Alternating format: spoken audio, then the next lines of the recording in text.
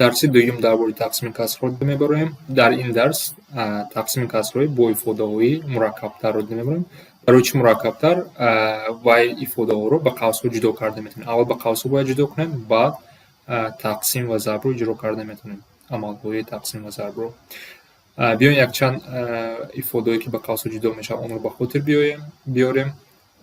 Якум аз чӣ аст? Масалан, агар мо фарқи ду квадратро ба қавсҳо чӣ ҷудо мекардем? А минуси Б, А ҷамъи Б ҷудо карда метавонем. X минуси Y дар квадратро мо чӣ навишта метавонем? X квадрат минуси 2xy ҷамъи Y квадрат. Инро мо яъне ҳарф дар инҷо муҳим нест, ифода муҳим аст. Ҷамъаш ҳам x ҷамъи y дар квадратро x квадрат ҷамъи 2xy ҷамъи y квадрат навишта метавонем. Акнун ҳаминҳоро истифода бурда ба қавсҳо ҷудо мекунем. Аввал биёем кор кунем. Чӣ мешавад?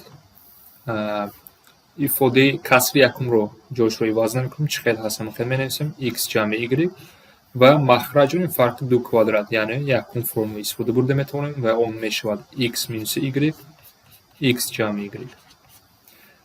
Якбора ба зарб гардонем, яъне ифодаи дуюм, касри дуюм, сурат ва махраҷ ҷойшон иваз мешавад.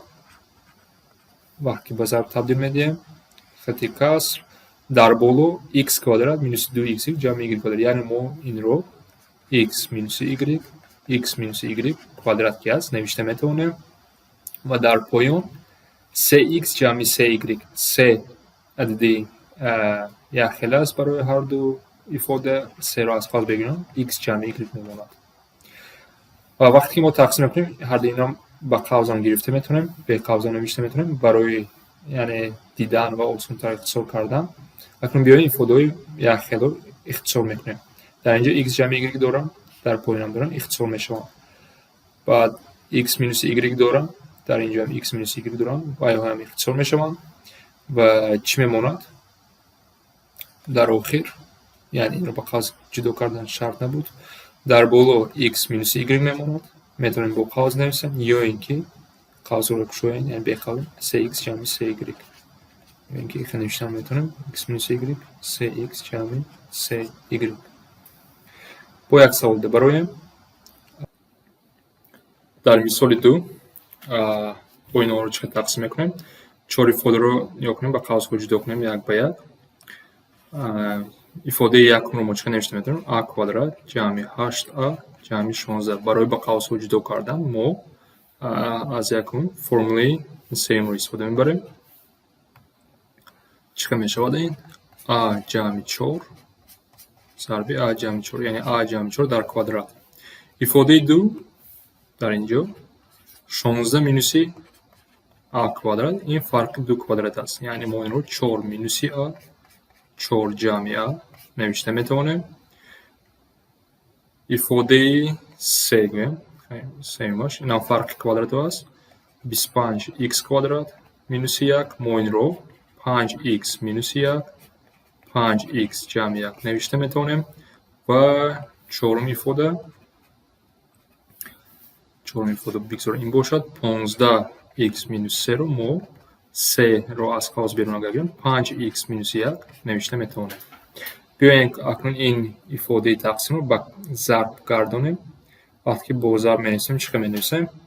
Касри якум сурат ва махраҷ ҷойш иваз намешавад, мо онро А ҷамъи 4 навишта метавонем ва дар махраҷ 3 зарби 5x минус 1 навишта метавонем. Зарби махраҷи дуюм ва сурати дуюм ҷойшон иваз мешаванд. ин мешавад 5x минуси 1 5x ҷамъи 1 тақсими 4 минуси А 4 ҷамъи А. баъд ки нависем, акнун мо инро ихтисор карда метавонем. Кадом ифодаҳо ихтисор мешаванд? А ҷамъи 4 ва 4 ҷамъи А инҳо якчӣ ҳастанд. 5x минуси 1 мераванд ва дар охир чӣ мемонад? Кадом ифодаҳо мемонанд? А ҷамъи 4 зарби 5x ҷамъи 1 хати каср 3 зарби 4 минуси А мемонад. метавонем ҳамин хел нависем ё ин ки қавсҳоро ҷудо карда метавонем. биёем агар қавсро агар جدا کنیم چی میشود؟ 5ax جمع 20x جمع 4 جمع a. خط کسر میشود 12 minus 3a. قوس رو جدا کرده نوشتیم، یعنی قوس رو چقدر جدا کردیم؟ a رو با 5x ضرب کردیم، بعد 4 رو با 5x، بعد 4 ضرب 1 4 ضرب a ضرب 1